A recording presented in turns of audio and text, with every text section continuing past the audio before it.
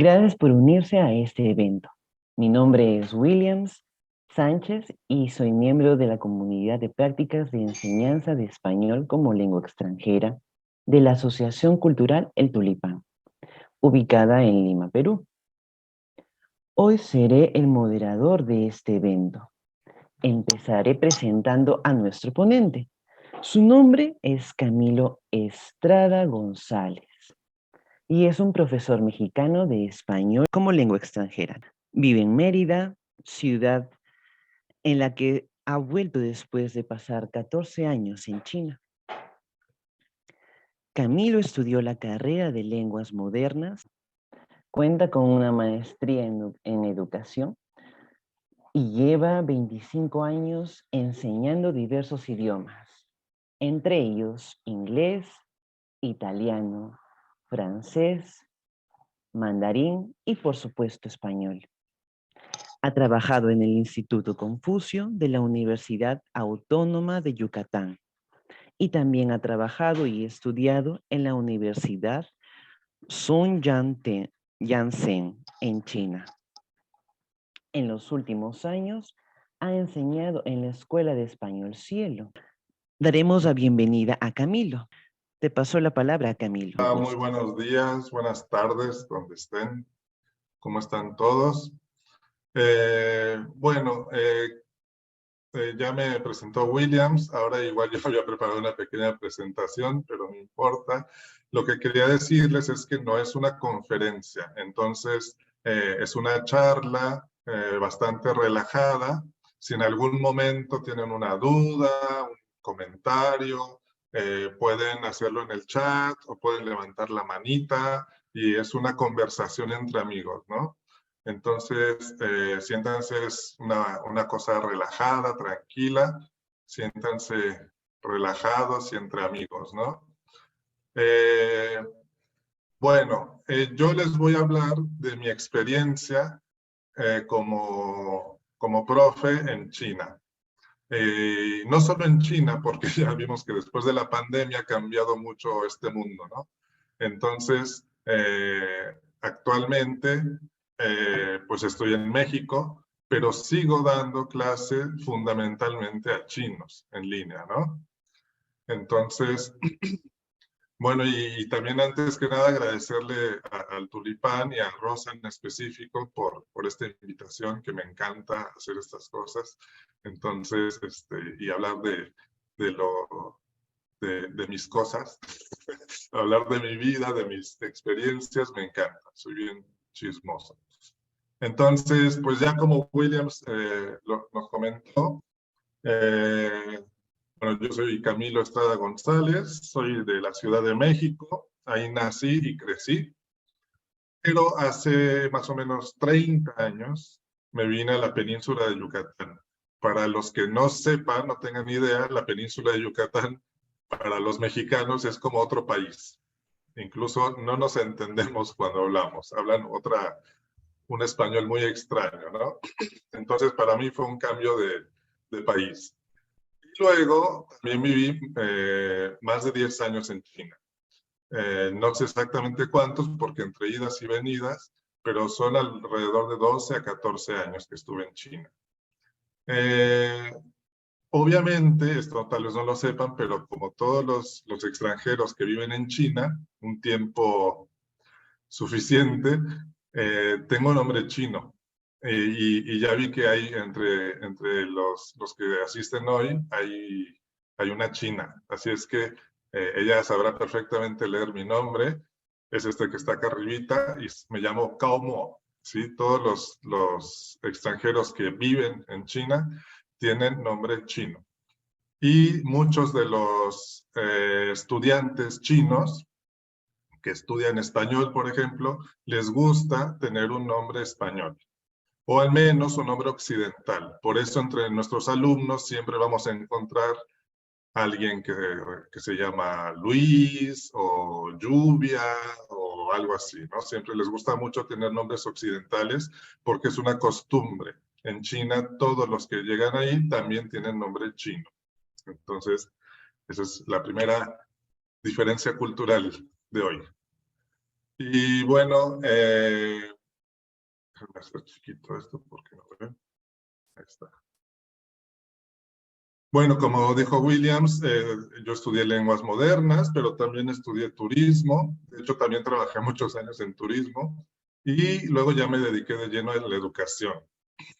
Tengo una maestría en educación y más de 25 años de experiencia.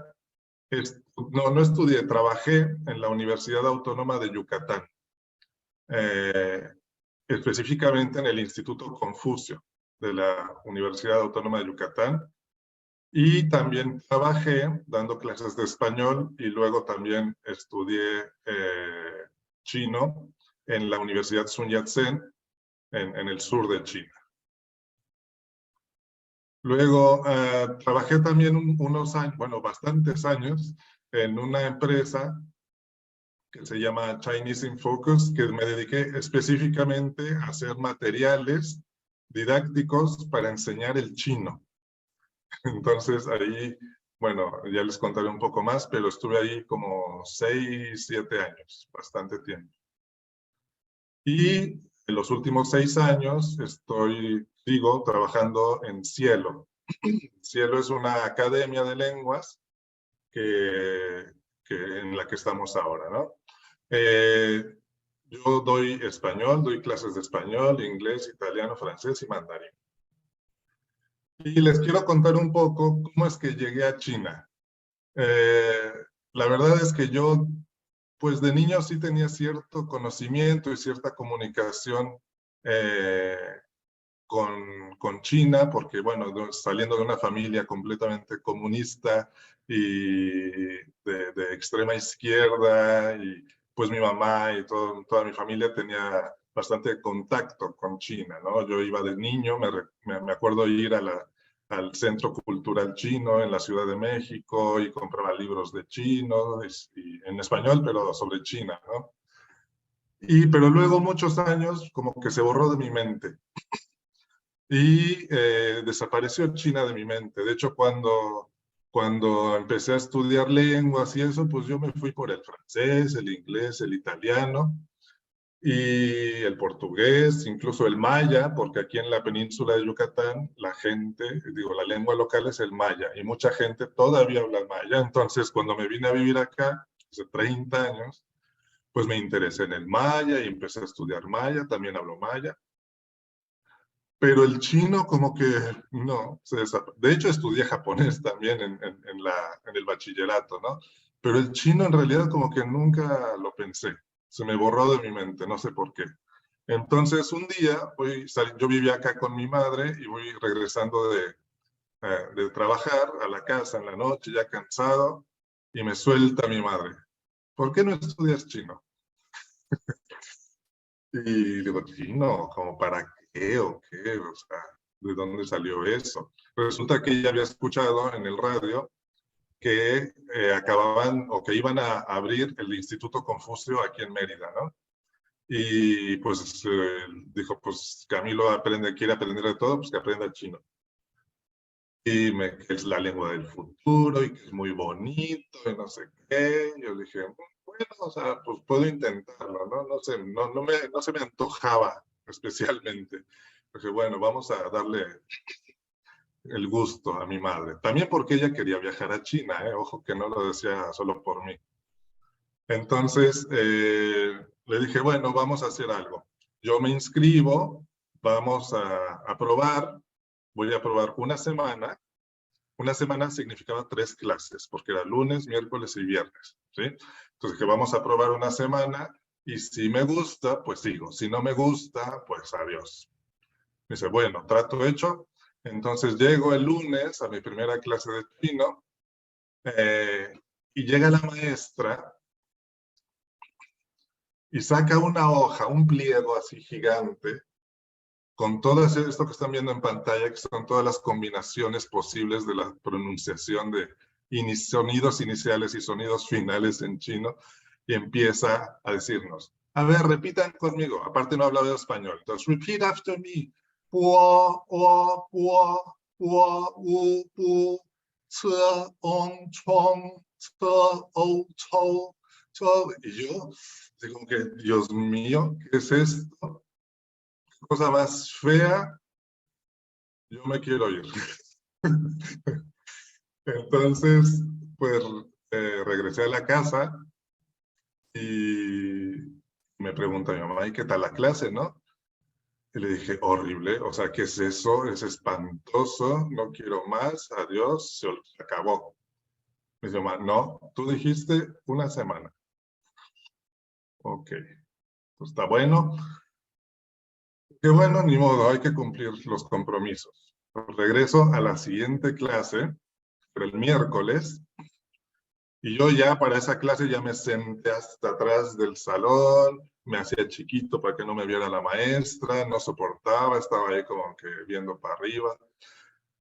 Y llega la maestra y otra vez saca una hoja de papel gigante, pero esta vez sacó un pincel y tinta y se puso a escribir.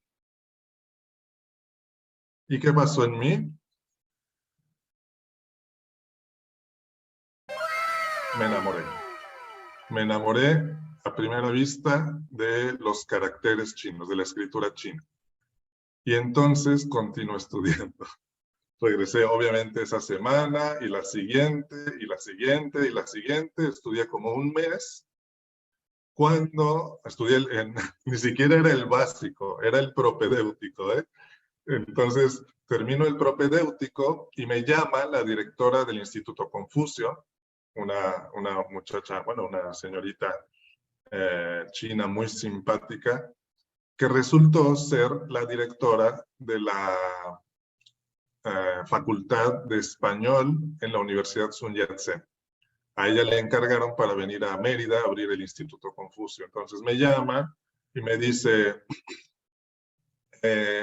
bueno, ya sabía, se enteró por alguna forma que yo era maestro de lenguas y me dice, ¿quieres ir a China a dar clases de español en la universidad? Sí. No quieres pensarlo, es otro país, es otro continente, ¿no? Es casi otro mundo. Dije, no, ¿dónde firmo? Yo me voy. Y al mes, yo ya estaba en China. Eh, yo no hablaba obviamente nada de chino, ni como les dije, el China se había borrado de mi mente. Yo lo que pensaba todavía...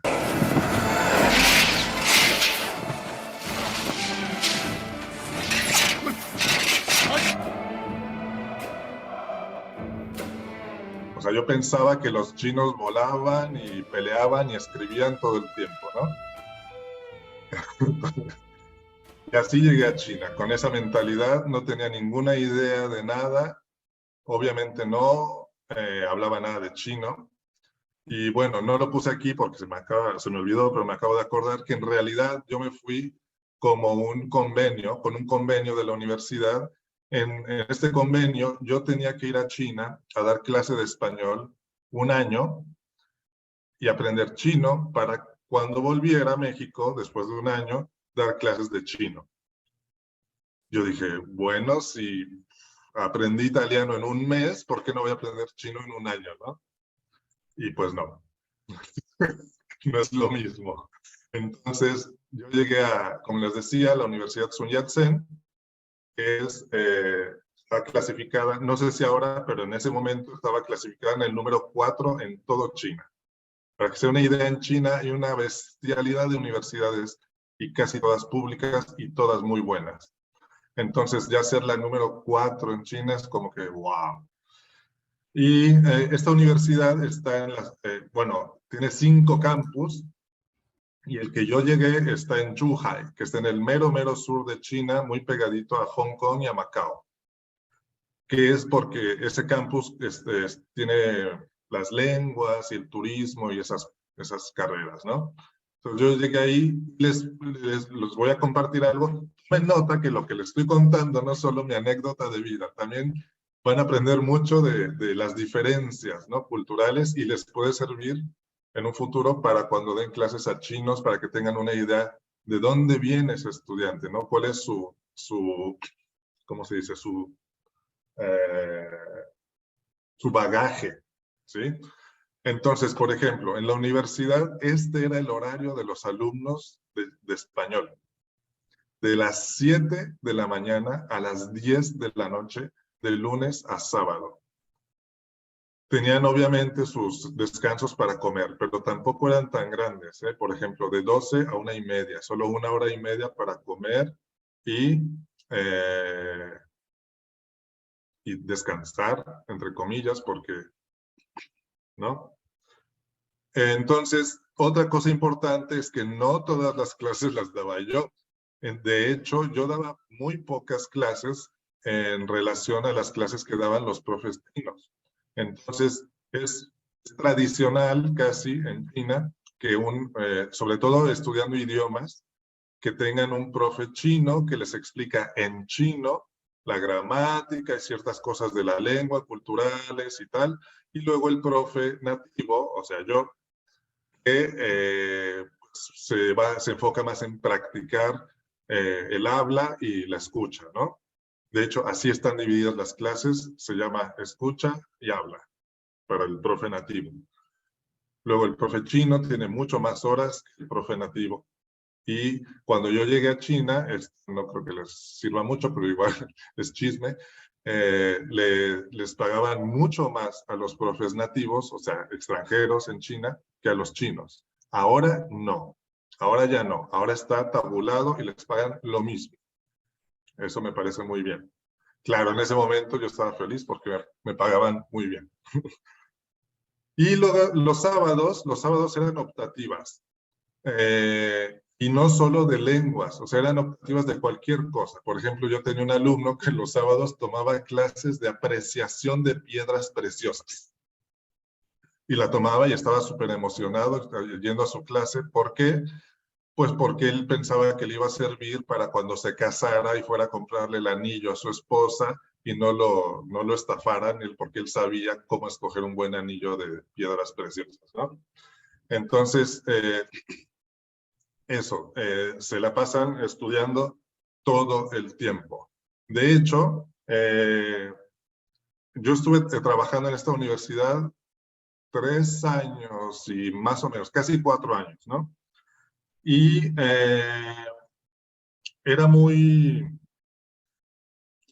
para mí era muy sorprendente que los estudiantes que estaban en esa universidad, que estaba a media hora en autobús urbano del centro de la ciudad, en 4 años de carrera nunca iban, o sea, nunca salían de la universidad, básicamente.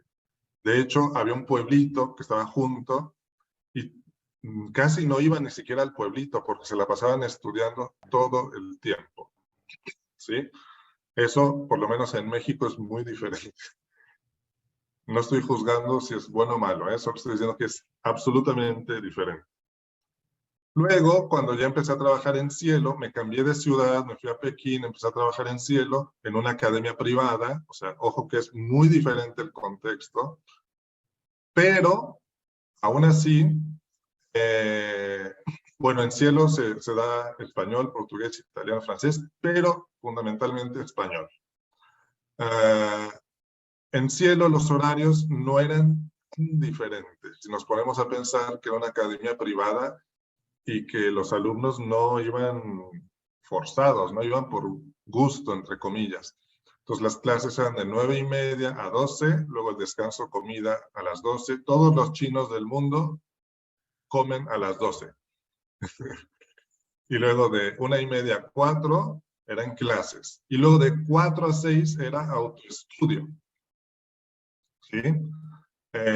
Y créanme que realmente estaban ahí solitos estudiando. Nadie, o sea, si tenían dudas te preguntaban, pero estaban ahí clavadísimos en su estudio, ¿no? Desde antes de la pandemia ya manejábamos clases en línea, porque teníamos muchos alumnos que se iban a España y ahí seguíamos dándoles clases, ellos ya en España, o en Perú, o en Chile, o en México, pero el 99% en España. Entonces eso nos ayudó durante la pandemia ya a estar un poquito familiarizados con el mundo en línea, ¿no? Pero era un cambio radical porque en línea solamente eran pues 1 hora, 1 hora y media de clase, normalmente 2 días con el profe chino y 1 día con el profe nativo, o sea, yo, y así nos mantenemos hasta el presente. Desafortunadamente, la escuela, la academia en presencial no se volvió a abrir. Hasta este momento no se ha vuelto a abrir y estamos completamente 100% en línea. Y sí fue un golpe muy fuerte, creo que para todo el mundo, ¿no? Pero para nosotros fue brutal y ahora nos estamos recuperando poco a poco, ya que se empiezan a abrir las fronteras y todo esto. Bueno, quiero hablar de cómo son los chinos. Pero antes de echarles mi rollo, me gustaría que ustedes me dijeran su opinión, ¿sí? Porque tenemos todos muy presente que los chinos son todos iguales, ¿no? Entonces, quisiera que ustedes me dijeran primero cómo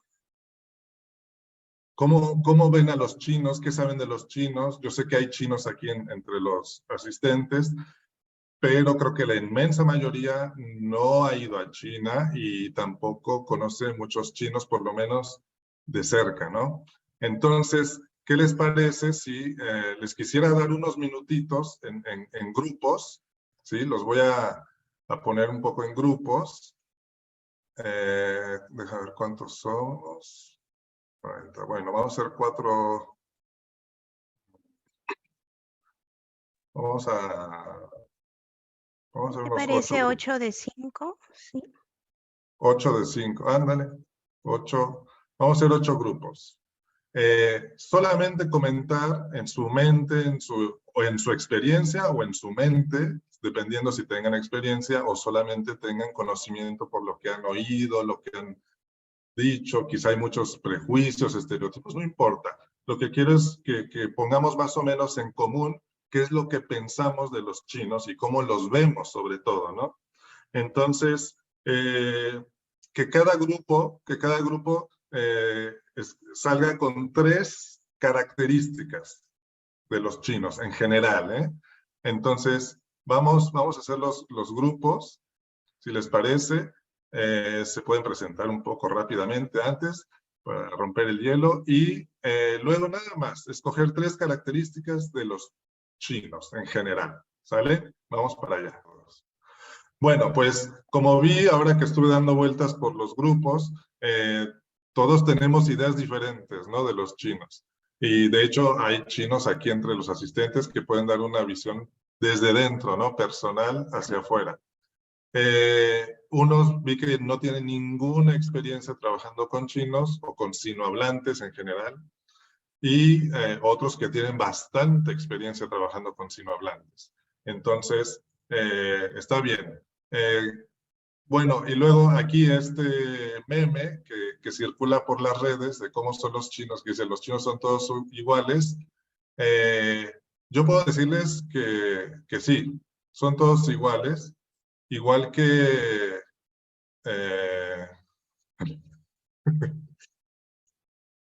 No es igual verdad, que... yo no soy así. Sí, ¿no?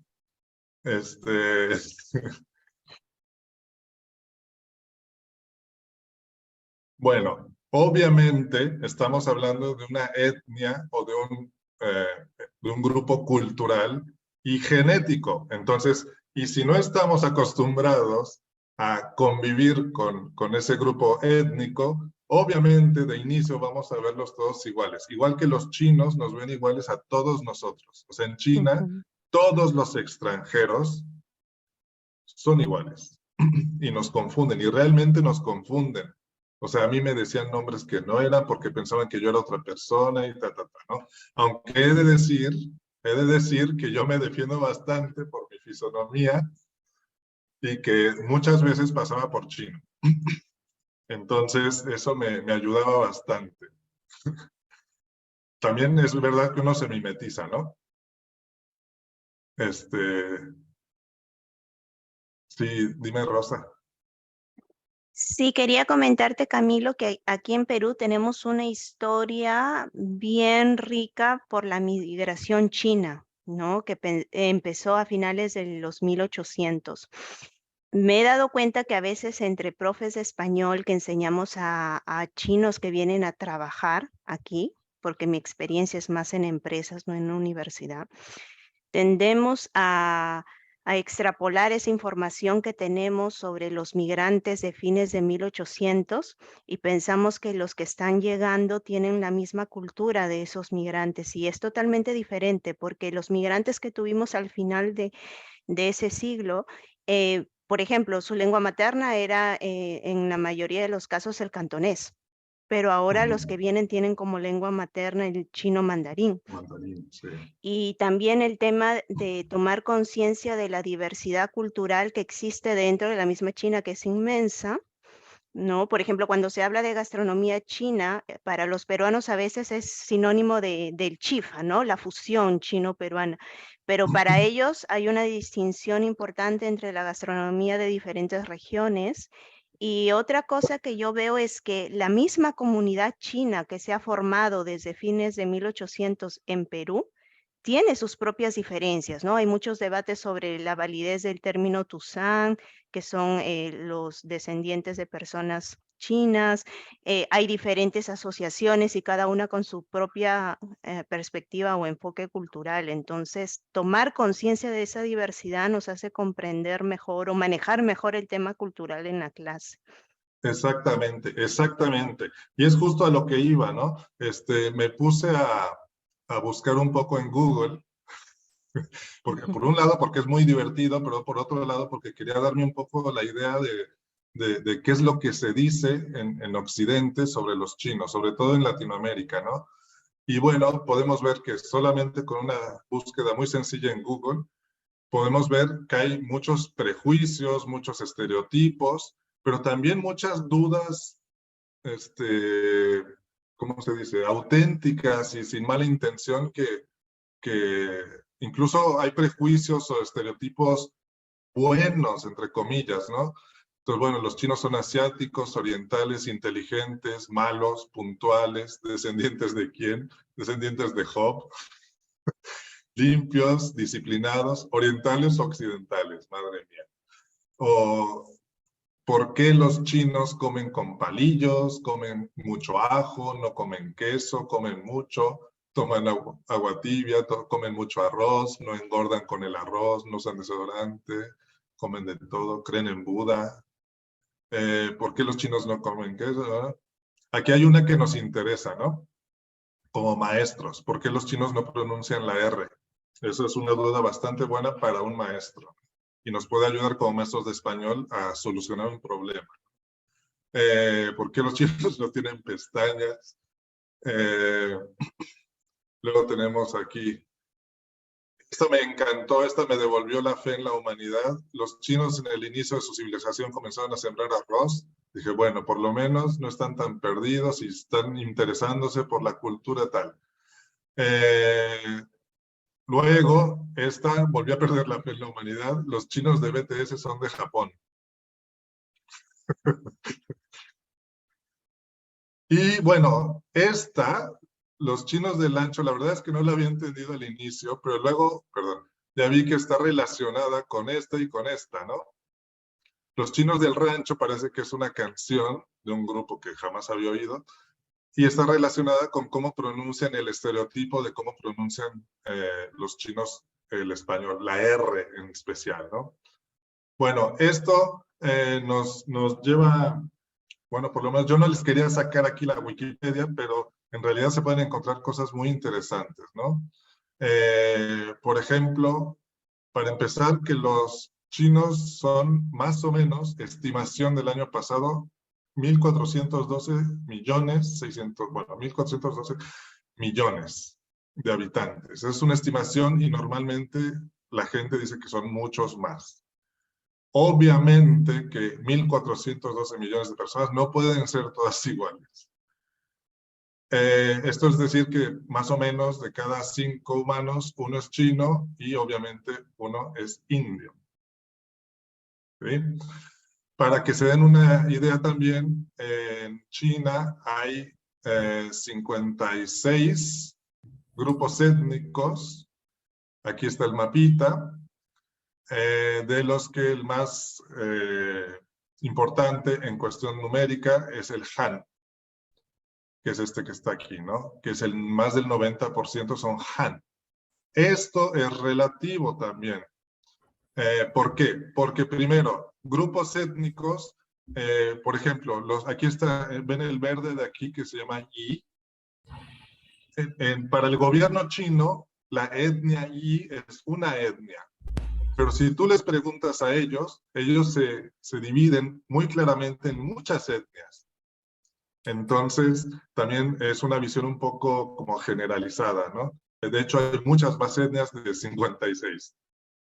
Y, bueno, hay otra cuestión por la que dije que la mayoría Han no es tan gran, sí es inmensa, pero no es tanto, es porque esto significa Han y en su carnet de identidad está la etnia, el grupo étnico.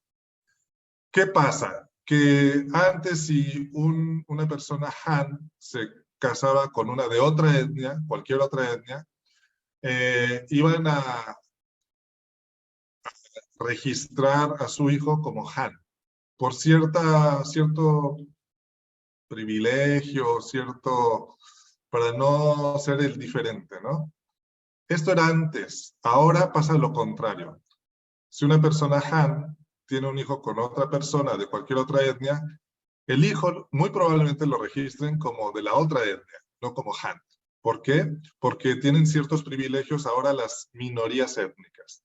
De esto voy a hablar un poquito más tarde, pero en general tienen más privilegios ahora, lo que es muy bueno, ¿eh? Esto me parece muy bueno para que no se pierdan las diferencias étnicas. También hay que mencionar que de todas estas etnias hay unas que están muy cerca genéticamente y culturalmente a los Han, pero hay otras que están alejadísimas, tan alejadas como un alemán, ¿no? Este, por ejemplo, podría ser peruano o mexicano sin ningún problema. Hay chinos de ojos claros, hay chinos rubios también, porque hay muchísimas etnias. Y para que se den una idea, una de las etnias minoritarias más importantes, pero que es minoritaria, que solo es como el 1% de China, aún así son más de 10 millones de personas, ¿sí? Entonces, o sea, sí es un número importante, aunque para China sea una minoría muy pequeñita. Bueno, también la diversidad lingüística, lo que decía Rosa, es brutal. En China hay una diversidad lingüística como en pocos lugares. Tal vez solo en 4 o 5 países del mundo haya esta diversidad, porque aquí estamos viendo un mapa bastante, ¿cómo se puede decir? Simplista, por no decir otra cosa, ¿no? En donde vemos como si hubiera como 10 lenguas, pero en realidad hay más de 200 lenguas con diferentes dialectos, ¿no? Hay quienes dicen que, a ver, aquí una pregunta muy interesante. ¿Los blancos son hijos de inmigrantes? Pregunta Gregory. No, son chinos de hace 2000 años. Son chinos que están en China y son chinos y se identifican como chinos desde hace 2000 años. Todo el occidente de China, toda esta parte, fue invadida por medio mundo. Entonces, hay etnias de aquí, de esta parte, que están relacionadas más con los turcos que con los Han. Pero son chinos desde hace 2000 años. Y hay otras que, de hecho, en esta zona llegó el imperio griego. Alejandro Magno llegó a esta zona y estamos hablando hace más de 2000 años, 2600 años, ¿eh? Y había colonias griegas en esta zona, que luego poco a poco se fueron mezclando con los turcos, con turcos de aquí, no turcos de Turquía, ¿eh? Los turcos de Turquía también salieron de aquí, de esta zona de China. Los turcos de Turquía no son de Turquía, son de China. Y se fueron mezclando con todas las etnias y bueno, ahora se diluyeron un poco los rasgos, pero son rubios y de ojos azules desde hace 2600 años, ¿no? No son recientes, ¿sí? Y sí, obviamente también hay hijos de inmigrantes, pero son poquísimos. Entonces, ese es el problema. Incluso en China a veces se les ve como extranjeros, porque hay una vasta mayoría de chinos Han. Y también el país está bastante dividido geográficamente. Entonces la parte oriental de China pues son más Han o etnias cercanas a los Han. Pero todo el occidente son etnias muy lejanas a los Han o que sí se han ido mezclando, pero siguen siendo lejanas y su lengua también, ¿no? Entonces, chinos nativos de mandarín hay 1.000 millones más o menos, pero no nativos hay 400 millones, ¿sí? Y esta cifra puede ser superior. Esto es como una simplificación. Eso quiere decir que estos 400 millones, antes de aprender español y antes de aprender inglés, tuvieron que aprender mandarín en la escuela, ¿sí? Es importante. Bueno, aquí les quiero hacer una pequeña advertencia, que estoy generalizando, ¿no? Estoy generalizando bastante, porque tanta gente no se puede generalizar, pero aún así lo voy a hacer para fines prácticos, ¿sí? Y bueno, porque finalmente estamos hablando de un grupo étnico, o de varios, pero relacionados, y que pues un grupo étnico justamente es, o sea, se define como un grupo de personas con las mismas características genéticas y culturales, ¿no? Entonces, bueno, ¿qué les iba a Camilo, comentar? Sí, dime. aquí una compañera nos dice que cuando estuviste hablando sobre la etnia Han, ella lo relaciona con la dinastía Han. Entonces, Ay, ¿podemos aclarar como un concepto más de características genéticas y el otro que es más histórico, me parece, o cuál sería tu respuesta? sí, es una pregunta súper interesantísima que a mí me dejó impresionado cuando empecé a entender esto, ¿no? O sea, los chinos, eh, ¿cómo les explico? En China, la división por dinastías, en realidad son periodos históricos, pero sí se relaciona con la etnia. Entonces, entre ellos se habla que ellos son chinos Han, y sí tiene que ver con la dinastía Han. Por ejemplo, si ustedes van a los Chinatown de todo el mundo, sobre todo los de bueno, los más antiguos, no sé en Perú cómo esté, pero van a ver que dice Tang, ¿sí? Van a ver una cosa así.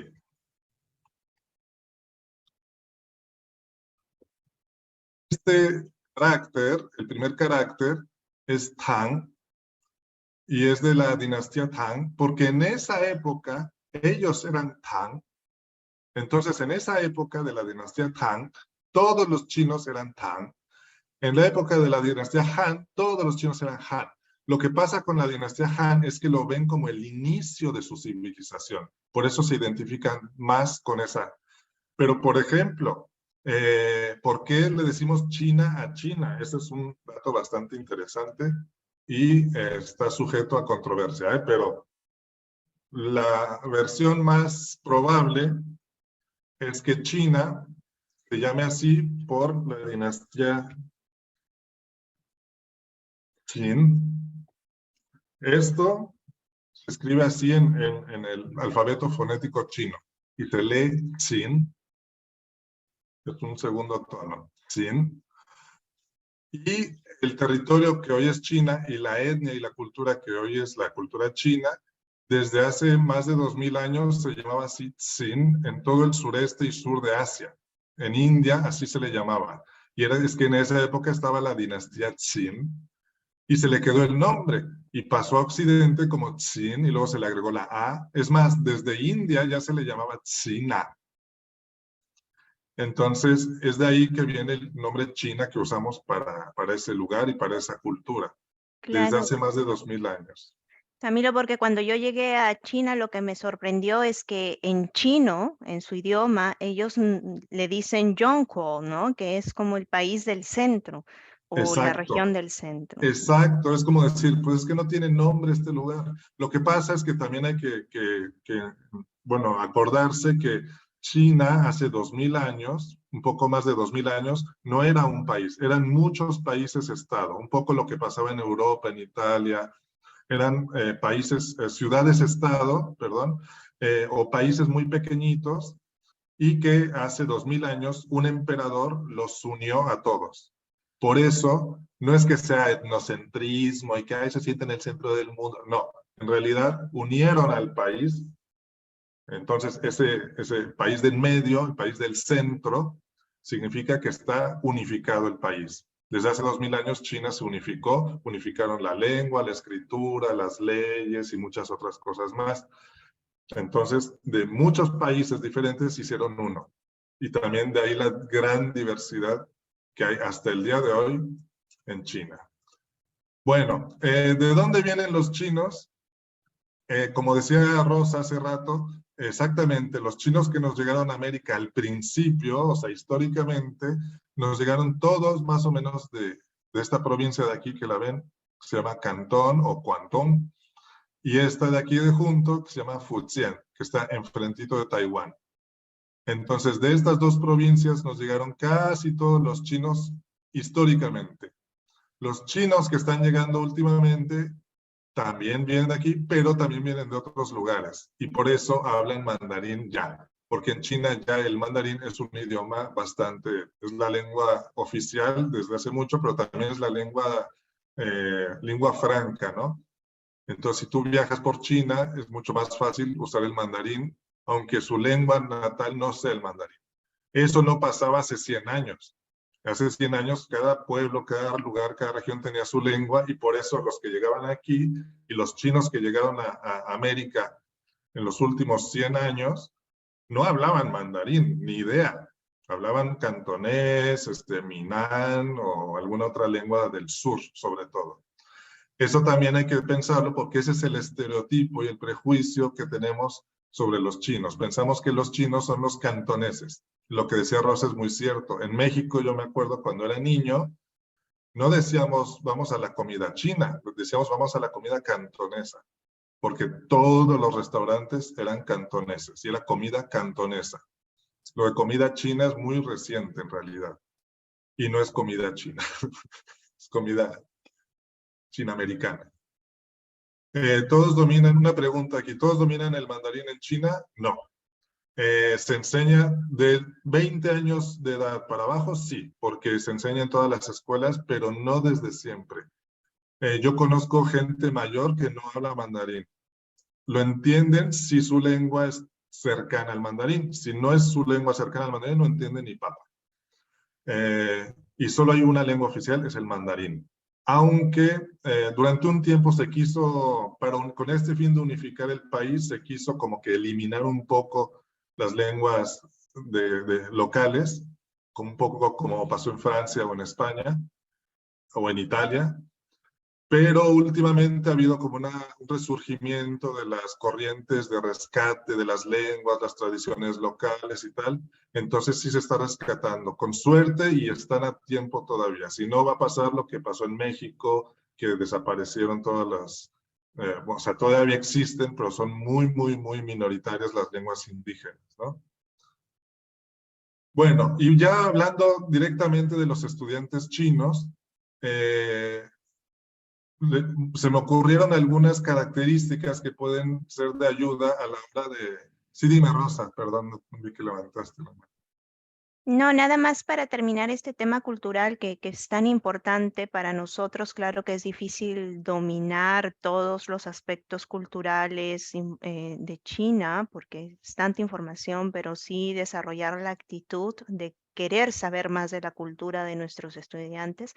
También me parece importante ver qué piensan ellos sobre la cultura, ¿no? O sobre Latinoamérica, porque ellos nos suelen poner a todos en un solo bloque, ¿no? Sí. Entonces, yo traté de buscar estudios o investigaciones sobre lo que los ciudadanos chinos piensan en general. Y bueno, encontré una, pero del 2012 fue la única que encontré, y es una investigación que habla sobre la percepción o lo que escriben los ciudadanos chinos en foros de discusión en línea.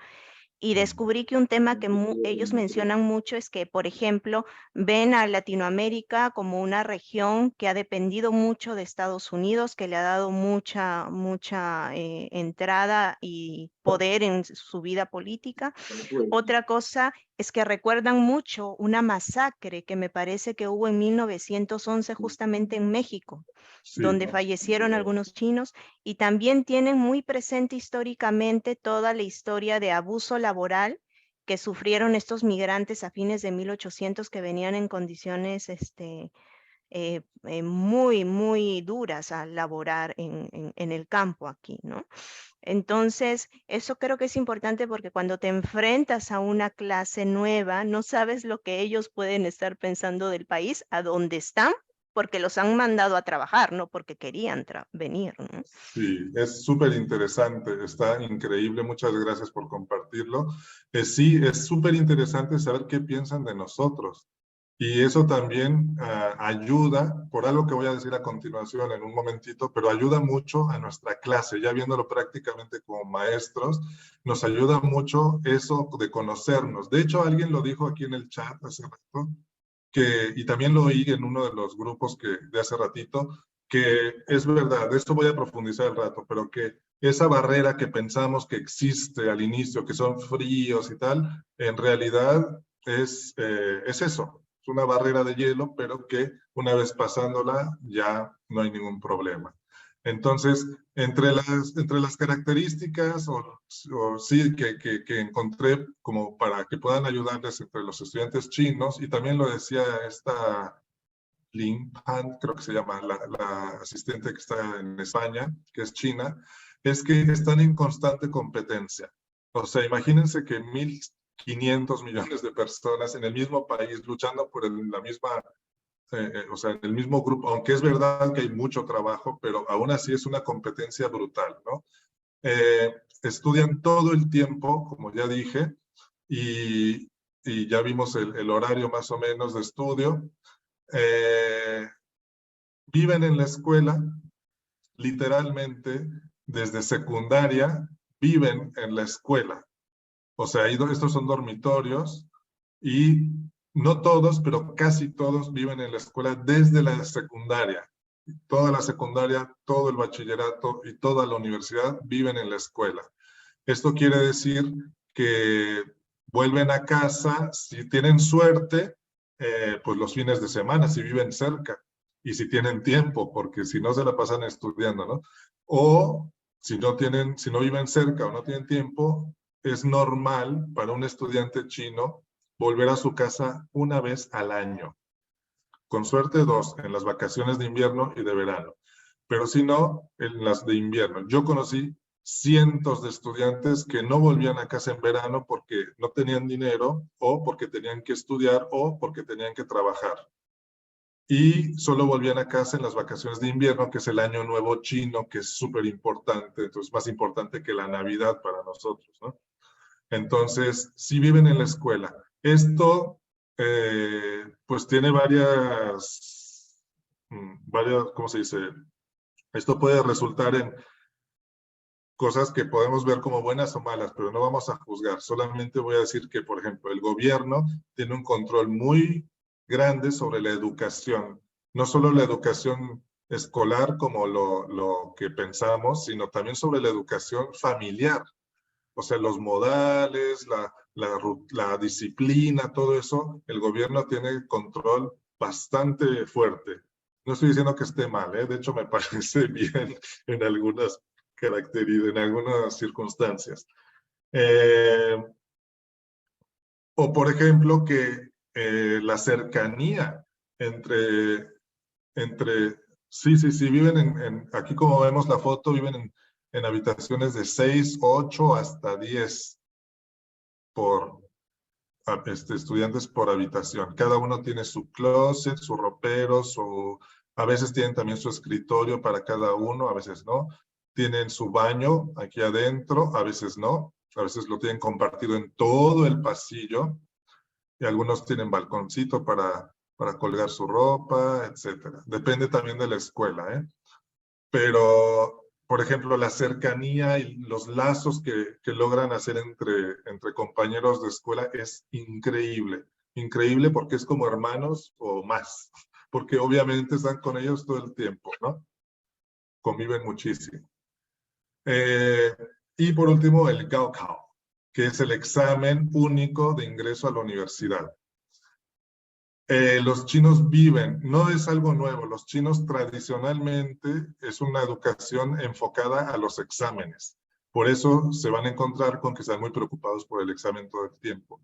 Yo no les hago examen a mis alumnos ahora en la academia, o les hago examen, pero que no es examen. O sea, pues, o sea, para mí es una evaluación, pero ellos no se enteran que es un examen. ¿Qué pasó, Rosa?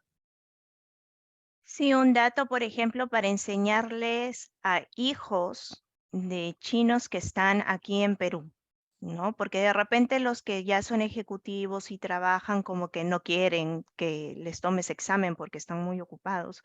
Pero si te contratan para que tú le enseñes a su hijo y dentro de las clases privadas tú no has programado exámenes o tarea, el papá te va a comenzar a ver como un profe que no es serio, no es real, que estás haciendo en las clases con mis hijos, ¿no? Porque el examen es algo que culturalmente un profe tiene que hacer, sí o sí. Exactamente, exactamente. En su cabeza no cabe que estudien algo y no haya un examen. Entonces, lo que se puede hacer, lo que yo he hecho, por ejemplo, es que a los padres o a los tutores sí les explico, ¿no? A ver, la evaluación la hago todos los días de esta forma, de esta forma, de esta forma, y no necesito un examen final. Pero si quieren, les hago un examen. No pasa nada, ¿no? Si se ponen se angustian mucho si no hay un examen y piensan que no estás haciendo bien tu trabajo de maestro. Esto del examen, aquí esta foto es impresionante, ¿no? Hay unas más impresionantes, por ejemplo, la del examen para entrar a las escuelas de arte, seguro las han visto en TikTok o en Facebook, que son así miles de estudiantes todos pintando al mismo tiempo en un patio gigante. Eso es real. Y algo que me maravilla a mí como mexicano, con una cultura de la trampa tan arraigada, desafortunadamente, es que están todos pegados y no se copian. ¿Por qué no se copian? Porque los castigan, porque los regañan. No, no se copian porque ni siquiera se les ocurre. Ellos están, o sea, en su cultura, es impensable copiar. Entonces no necesitan que lo estén vigilando ni nada. Ellos tratan de obtener sus logros por sí mismos. Eso es un rasgo cultural súper importante. Y de hecho, aquí esta foto me gustó porque se hace una unión siempre, ¿no? Pero especialmente, esto me parece que alguien comentó algo contrario, que eran muy individualistas y ta. Yo veo lo contrario. Yo siempre en mi experiencia en China, siempre, y aquí también, siempre he visto que se ayudan mucho. De hecho, hacen grupos de estudio. Creo que tengo una foto por aquí. No se me fue la foto, no sé dónde quedó. Había una foto donde los ves estudiando en grupos, en los parques, o sea, en los jardines de la escuela, se unen para estudiar en grupos, se ayudan mucho. Y cuando va a ser el examen, entre ellos se apoyan. Incluso se ponen sus playeras, sus camisetas iguales, de que, sí, vamos a todos juntos, vamos a lograrlo, y ta. Yo jamás en 14 años que estuve en China, vi ese individualismo. Al contrario, vi que eran muy unidos y se apoyaban entre ellos. Entonces, este examen es impresionante. Alrededor de la escuela cierran las calles, no pueden pasar los coches para no distraer a los alumnos. Los días previos, los papás les hacen de comer, les dan masajito, los animan mucho. Y es muy triste ver que alrededor de esa época del examen, que es en junio, hay muchos chinos que sufren de depresión, que se angustian mucho, enfermedades nerviosas, e incluso suicidios. A mí me tocó ver 2 suicidios en la universidad por la presión. Es muy impresionante. Bueno, también quería hablar un poco de los profes chinos, no solo de los estudiantes. Los profes tienen una tradición educativa del profe que se para a dictar la clase, literalmente se para a hablar durante una hora. Bueno, las sesiones son de 50 minutos, 55 minutos, y están una hora hablando, parados, y los chicos están literalmente durmiendo. O jugando con su teléfono, o incluso hasta comiendo, ¿no? Porque esto no está mal visto. Esto lo que denota es que están muy cansados de estudiar. Entonces, terminando la clase, lo que hacen ellos es volver a su habitación y ponerse a estudiar los temas de los que habló el profe. ¿Sí? Entonces, esa es o sea, yo miles de veces pasé por las aulas y veía esto. Los profes hablando con la pizarra llena de cosas, y los chicos, los de enfrente sí anotando, los de en medio viendo su teléfono y los de atrás durmiendo. Curiosamente, de los chicos que entran a la universidad, casi el 100% se gradúan. No hay, ¿cómo se llama? Se me fue la palabra. La deserción educativa es prácticamente cero. Esta es una de las fotos que quería mostrarles, que están los chicos estudiando en sus tiempos libres a la orilla de los lagos, en los jardines. Sí, dime, Rosa. Sí, Camilo, la foto anterior me hace recordar mucho la universidad donde estudié, esa foto donde está la profe tal cual, ¿no? Y fíjense que la carpeta donde están los chicos es como una sola, en bloque. Entonces no es que puedas mover tu carpeta, armar grupos de discusión. Y la enseñanza del idioma, por ejemplo, cuando a mí me lo enseñaban allá, era mucho repetición, ¿no? Estábamos todos sentaditos en filas, la profe decía una frase y tenemos que repetir y repetir, repetir, y nunca, nunca hice una actividad en pareja o en grupo, ¿no? Entonces el Exacto. método muy gramática, traducción o el audiolingual, ¿no? De repetición. Sí, exactamente. Y justamente eso les iba a decir, ¿no? Bueno, en las clases de lengua también está muy arraigado que tienen un profe chino que les explica la gramática en chino, les explica la situación del idioma, las características principales de la lengua y toda la gramática. Y luego llega el profe nativo a practicar con ellos y eso. Hay muchos, dice Anet, que hay muchos alumnos por clase. Eso es normal. Depende mucho de la escuela. E incluso dentro de la misma escuela, les puedo decir que el primer año que estuve en la universidad, en un grupo tenía 10 alumnos y en otro tenía 60. Entonces varía muchísimo. Pero sí, por lo general son grupos muy grandes. Sí, para una población tan grande, tienen grupos muy grandes y eso también evita que puedan comunicarse entre ellos, y no hay tiempo para práctica oral, ¿no? Por ejemplo, que entre ellos hablen y eso, como dice Rosa, jamás, jamás, jamás no existe. Y como decía Rosa, todo se basa en repetición de vocabulario, memorización, ejercicios de rellenar huecos, de sustitución, prácticamente. No hay un análisis, no hay una reflexión, todo es, incluso ya es casi un chiste local, ¿no? Que preguntas cualquier cosa y te dicen porque sí. ¿Sí? Porque sí. Pero es que ¿por qué? No sé qué. Porque sí. O sea, no hay por qué. Tú recuérdalo, memorízalo y así es. No hay lugar para la reflexión y el análisis. ¿Sí? Y bueno, esto nos puede sonar horrible, ¿no? Nos puede sonar muy mal, como que están muy atrasados. Sí, dime, Rosa. Nada, justo leí hace tiempo ya que la repetición, que para nosotros a veces es mal vista, porque de niños nos decían, ¿no? No, no estudies de paporreta, decían en mi ciudad, ¿no? Estudia comprendiendo. Sin embargo, yo puedo ver en clases con alumnos chinos que siempre están repitiendo la última palabra que yo digo, siempre.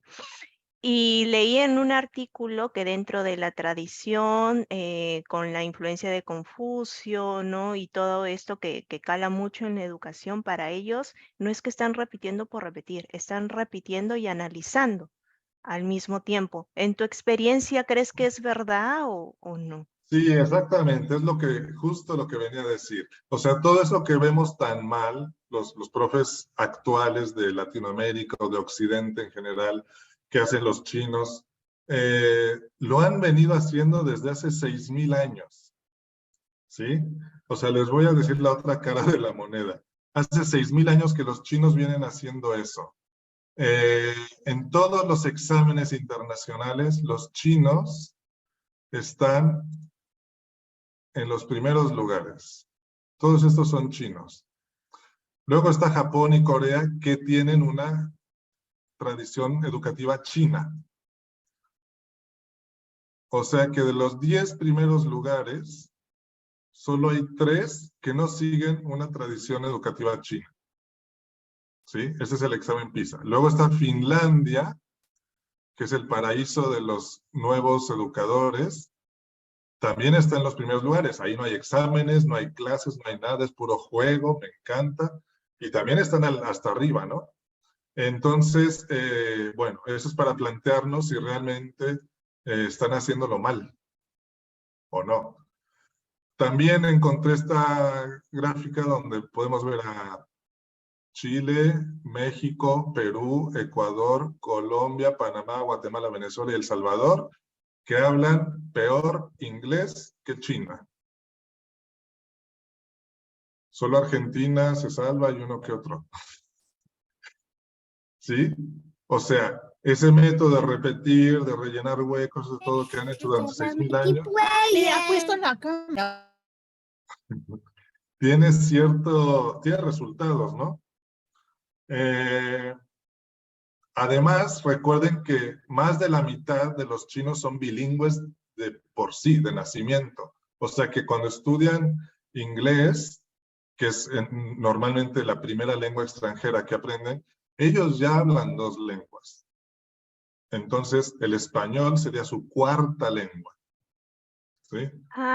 ¿Quieres decir su lengua materna propia dentro de China y luego el mandarín, ¿no? Exacto, exacto. Ya vimos que como 500 millones de chinos no tienen el mandarín como lengua materna. Entonces, en la escuela tienen que aprender el mandarín. Esa sería su primera lengua no materna, ¿no? Su primera lengua aprendida, digamos, no materna. Luego el inglés y luego el español, ¿sí?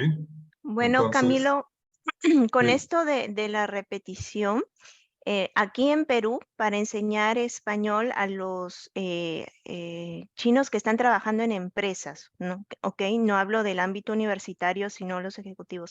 Se usa mucho un libro, hecho en España, obviamente, porque no tenemos libros producidos aquí en Perú, que se llama Sabes.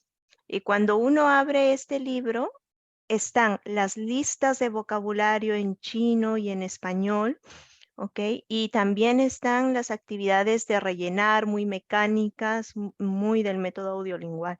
Entonces, como nosotros usamos esto, nos sirve muy bien al inicio, ¿no? Porque ellos vienen, están en un choque cultural con el estrés de la nueva vida, el nuevo trabajo en Perú, y encima ahora los voy a someter al método comunicativo, es demasiada ansiedad para ellos. Entonces, Exacto. nosotros empezamos muy bien el nivel básico con la repetición, con rellenar huecos para que memoricen, les da mucha seguridad. Y poco a poquito los vamos llevando a actividades un poco más abiertas y comunicativas para que no haya, digamos, no exploten anímicamente también, ¿no? Exacto, exacto. Es exactamente mi punto, ¿no? Yo cuando llegué a China y yo venía con toda esta escuela de sí, que vamos a hablar, y de hecho yo trabajé muchos años en México en una escuela donde prácticamente no se enseñaban términos gramaticales ni se escribía nada. Todo era hablar, hablar, y los chicos se aprendían inglés en un año, de 0 a proficiency en un año. Era increíble. Y llego a China con esta información y fue un choque para mí. Pero luego me di cuenta justamente de eso, ¿no? O sea, a ellos les funciona. No, yo como maestro no me voy a quedar con ese método únicamente, pero tampoco les voy a imponer mi método. Entonces, de hecho, ahora, bueno, no quiero concluir ahora porque todavía falta un poco, pero es más o menos por ahí va la cosa, ¿no? Ahora quiero comentarles un poco sobre el prejuicio, el estereotipo que tenemos, que si los chinos son fríos. Y esto pueden pensar que es puro chisme, pero no, les juro que sí está relacionado con la clase y con la enseñanza. Todos sabemos, como alguien comentó en los grupos, que pues los chinos no se abrazan, no se besan, no se tocan, todo es así de lejitos y hola y ya, ¿no? Y es verdad. Pero, ¿por qué es esto? Porque es una cuestión cultural, es un rasgo cultural en que se llevan su tiempo, eso también lo comentó alguien en uno de los grupos, se llevan su tiempo en hacer ese lazo afectivo. Los latinos, en general, no solo latinoamericanos, sino latinos en general, somos muy de golpe, llegamos y ya, a mí incluso honestamente no me gusta que te presentan a alguien y ya beso y abrazo y tú, a ver, ni te conozco, ¿por qué te voy a besar y por qué te voy a abrazar? Yo siempre he sido así, pero en China ya era el paraíso para mí, ¿eh? Pero en China no, en China se necesita un tiempo para llegar a eso. Otra cosa es que la demostración de afecto en público culturalmente no es algo común. Entonces les voy a mostrar un video que probablemente ya han visto porque anda por todos lados.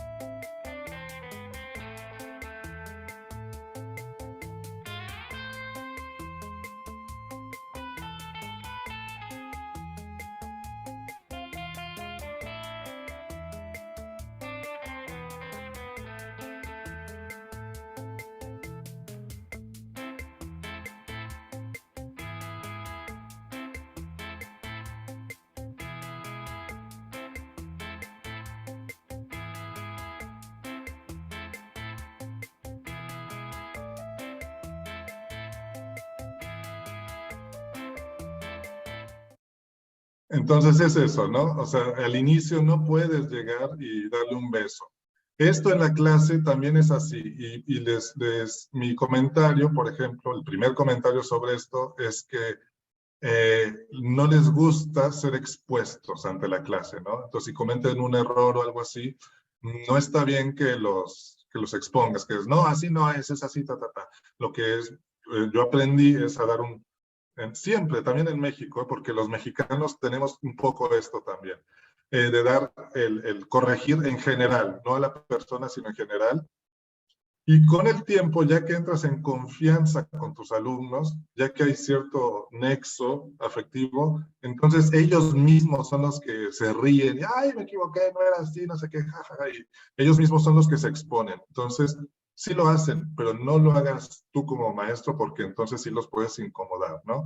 Les digo, esto en México es exactamente igual. Si alguna vez trabajan en México, no hagan eso.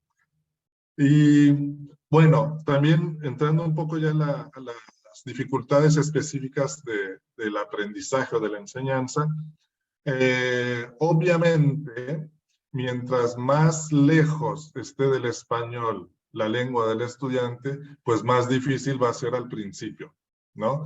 Entonces, si yo le enseño español a un brasileño, o portugués o un italiano, pues le puedo hablar en español desde el primer día y no veo ningún problema, me va a entender casi todo, ¿no? Y poco a poco va a ir avanzando. Pero con un chino no es lo mismo, ¿no? Con un chino, incluso si sabe inglés, No, porque en su cabeza el inglés no está relacionado con el español. Entonces, no va a, o sea, no va a entender si le hablas en español. Ahí, ¿qué opción tenemos? Bueno, la primera opción que podemos pensar es el inglés. El inglés como medio de enseñanza, que están súper acostumbrados en China, y bueno, es una buena herramienta, ¿no? Aunque hay muchos profes que pues no están acostumbrados o incluso se oponen a eso, ¿no? Entonces les traigo dos pequeños videos para ver cuál es tu estilo de clase. Este es uno y este es otro. Vamos a ver el primero. Good afternoon. No, ningún afternoon y ningún hello.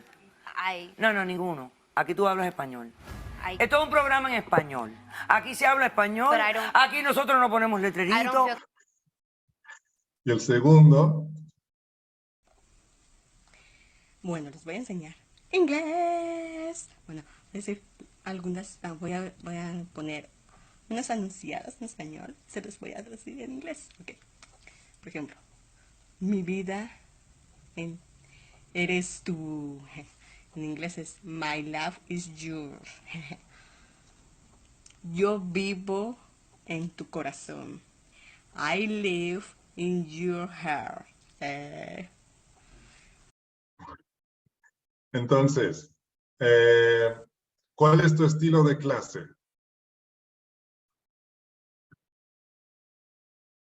Voy a ponerles una pequeña encuesta muy sencilla y muy rápida. Por favor, respondan a esta encuesta. Es anónima.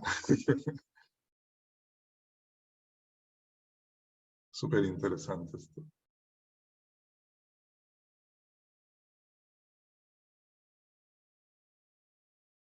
Camilo, aprovecho para indicarte que máximo podemos tener 10 minutitos más para cerrar. ¿Está bien? Ok, gracias.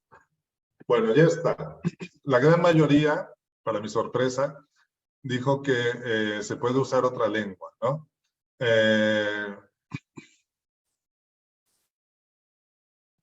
¿Sí? Lo cual me parece, pues, comprensible, porque estamos viendo un contexto donde prácticamente no podemos usar el español desde el principio. Ahora, sí se puede, pero con ciertas condiciones, ¿no? Bueno, esto no lo vamos a saltar. Sí se puede bajo ciertas condiciones. Por ejemplo, yo en clase presencial sí que usaba solo el español. Nunca jamás usaba el chino para nada. Primero porque el otro maestro chino se encargaba de explicar la gramática y eso. Y por otro lado, porque yo tenía los medios ahí en vivo para hacerme entender. En una cámara, en línea, es mucho más complicado, ¿no? Pero si de repente llego a usar el chino, no de repente, lo uso bastante cuando hay que explicar, sobre todo si yo tengo que explicar un punto gramatical. Y porque ahora el tiempo de clase también es mucho más reducido que en presencial. Entonces ahí sí llego a usar el chino o el inglés. Entonces, mi recomendación, ¿cuál es? Como decía Rosa, no vamos a aprender chino para dar clases de español a chino, pero sí podríamos informarnos un poquito, ¿no? De cómo funciona la lengua de nuestros hablantes para que sepamos a qué dificultades se están enfrentando. Por ejemplo, conjugación, en chino no hay conjugación, no hay tiempos verbales, no hay género y no hay número. Entonces, ¿cómo vamos a ayudarles a entender la diferencia, por ejemplo, entre estas tres oraciones? ¿Sí? Tenemos tiempos diferentes, tenemos género y, bueno, el género es lo más fácil, pero pónganse a explicarles fui, he ido e iba, cuál es su diferencia, ¿no? Y sí, hay contextos donde tenemos que explicar cosas abstractas, como dice Edson. Y pues no, por mucho que bailes, dibujes y busques fotos, no lo vas a encontrar. En vocabulario también podemos pensar en el grado de especificidad que es muy diferente en las dos lenguas. Por ejemplo, un ejemplo. En español tenemos un montón de palabras que se refieren a un animal, que para nosotros son animales diferentes. En chino, niu. Claro que en chino también pueden hacer la diferencia si quieren. pero normalmente no la hacen, porque el chino es contextual. Si el contexto te explica lo que tienes que saber, no hay por qué explicar más. Y viceversa. En español decimos tío, sí, todo el mundo sabe lo que es tío, pero en chino hay estas palabras para decir tío, dependiendo si es materno, paterno, mayor que la mamá, menor que la mamá, etc. ¿Sí? En cuanto a pronunciación, bueno, sabemos que el chino es silábico. Perdón si voy un poco rápido, solo para darles un esbozo general del chino. El chino es silábico, mientras que el español tenemos la sílaba tónica, que es la importante. Las demás podemos balbucearlas y no importa, ¿no? El lugar y forma de articulación es muy diferente. Por ejemplo, en chino, esta palabra que significa pollo es tzi, y esta palabra que significa 7 es tzi. Y la única diferencia es que esta tiene más aire que esta. Esta diferencia no existe en español y a mí me costó mucho entenderla. Y viceversa. En español, la diferencia entre este par mínimo es simplemente que aquí tenemos vibración en bus y en pus no hay vibración en la P. Esto en chino no existe y esto se les va a dificultar muchísimo, ¿sí? También el chino es una lengua tonal. Quiere decir que cada sílaba pronunciada de un tono diferente significa otra cosa. Por ejemplo, ma significa mamá. Ma significa, ¿cómo se llama esto? Cáñamo o marihuana incluso. Ma significa caballo. Ma significa regañar o enfadarse o gritar. Y ma es una partícula de pregunta. Entonces, cambiando el tono, cambias el significado. Y el chino no tiene alfabeto. Lo que tiene son caracteres que tienen poca o nula relación con la pronunciación. Y tienen poca o mucha relación con el significado. ¿Sí? Ese ma también se usa para ese sabor que te entume la boca. Luego, en cuanto a la interferencia del inglés, obviamente hay una interferencia positiva, que pues su cercanía con el español, el vocabulario es similar, lo pueden reconocer más o menos, la gramática es bastante similar si pensamos que el chino no tiene toda esa gramática, ¿no? Y la pronunciación, pues sí, se parece, ¿no? Es una lengua indoeuropea. Y la interferencia negativa es exactamente la misma. Entonces hay que siempre ir mediando, no exagerar para un lado ni para el otro, ¿no? También hay que, una de las cosas más importantes es saber por qué quieren aprender español. Como decía Rosa, la inmensa mayoría es por cuestiones prácticas de trabajo o así. Aquí es una tabla, es en broma, no se la tomen en serio, por favor, pero es decir, que tienen que investigar por qué quieren aprender español y tratar de solucionar sus necesidades y sus intereses, siempre. Y por último, quería hablarles de que, bueno, sin importar qué estemos enseñando, sin importar de dónde somos ni nada, lo más importante es eso, conocer sus intereses, necesidades y usar el mayor número posible de recursos. Ahora no tenemos el recurso de la presencia, como la mayoría, ¿no? En México ya hay clases presenciales, pero son pocas todavía, y casi todo es en línea todavía. Pero sí tenemos recursos tecnológicos brutales, gigantescos. Entonces tratar de hacer uso de todo ello,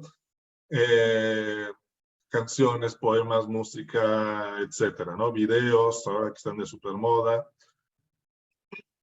Y por último, bueno, ya saben que nunca sabemos qué es lo que les pueda gustar, ¿no? A mí lo que me enamoró fueron los caracteres, cuando hay gente que odia los caracteres. Exactamente, Kumara Vadivelu es lo que propone. Combinar todo lo que ya sabemos y usarlo dependiendo de las dificultades o necesidades de los estudiantes, como dice Rosa. Recuerden que no tenemos que derramarle o trasvasar el conocimiento de nuestros alumnos, sino mostrarles dónde está el conocimiento, y lo más importante, creo, es desarrollarles esa pasión o ese amor por el conocimiento. Esa es la clave para todo. Una vez que se logra abrir esto, ya no hay que hacer nada, ellos solitos van, ¿no? Eso es lo más importante. Y bueno, eso era todo. Si tienen preguntas, creo que, no sé si tenemos todavía unos minutitos. Por ahí, los caracteres chinos son una maravilla, sí, Natalie, completamente. Si tienen dudas, ahora, Rosa, dime. Sí, no, nada más comentar que muy interesante todos los aspectos culturales y lingüísticos que has compartido con nosotros. Recuerdo mucho que una vez un alumno que trabajaba en una empresa minera me contó que recibieron al que en ese momento era el presidente de Perú, Ollanta Humala, en la sede donde iba a ser la planta, ¿no?, de tratamiento de los minerales. Y él en su representación, en su cargo de gerente, tenía que estar junto al presidente de Perú en la foto, y Ollanta Humala le entrega una piedra, ¿no? Y mi alumno dijo, bueno, ¿por qué una piedra? Y la botó. Entonces, él me dijo, ¿por qué el presidente me dio una piedra? Yo la boté porque pensé que le estaba estorbando a él, y ¿por qué me va a dar la piedra que le estorba? Entonces, explicarle, por ejemplo, el significado de la ceremonia de poner una primera piedra en una construcción, y que eso se basa en algo religioso, porque Pedro, tú eres la piedra de mi iglesia, fue algo que él lo dejó maravillado, ¿no? Y todas esas anécdotas que nutren a los alumnos y que también nos nutren a nosotros, nos hacen pensar en la importancia de tener esa sensibilidad cultural. A veces nosotros también, profes, somos muy etnocentristas, ¿no? Vemos la vida a través de los lentes de nuestra cultura.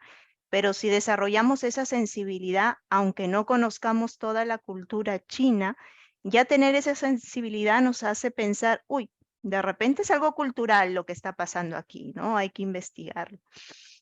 Nada, Sí, Camilo, no sé si hay completamente. más preguntas, pueden levantar la manito ya para cerrar. Mientras tanto, un anuncio a la comunidad. Por participar en este evento pueden recibir un certificado. ¿Cómo funciona? Hay personas que se han inscrito a través de un formulario. Entonces nosotros tenemos sus correos electrónicos. Por la tarde vamos a enviar la grabación y un cuestionario. Si responden bien el cuestionario, automáticamente van a recibir el certificado. Aquellas personas que no se inscribieron, pero que ingresaron porque les pasamos el link o los invitamos, tienen la opción de encontrar la grabación y debajo de la grabación el link para el formulario en este enlace que les estoy compartiendo ahora. Ahí va a aparecer la grabación por la tarde. ¿Ok? Y Williams, ¿hay alguna otra pregunta? ¿Tú quieres dar algunas palabras de despedida? Sí, bueno, mientras estaba dando la explicación, Camilo, rescaté una que otra pregunta del chat. No sé si todavía seguirán las personas que hicieron una pregunta, pero a ver si... porque me parecieron también un dato interesantes, como por ejemplo una que encontré de Gregory, que es si el profesor decía algo o se incomodaba por la idea de que los alumnos chinos se quedasen dormidos en clase. Pues eso depende mucho del profesor, pero en general no. En general, por un lado están acostumbrados y por otro lado es una forma de, o sea, dormirse en clase no es simplemente no me importa, voy a dormir, sino que estoy tan cansado de estudiar todo el tiempo y toda la noche que, perdonen, pero yo me voy a echar una siestecita. Y eso se entiende perfectamente. Y lo mismo en el trabajo, ¿eh?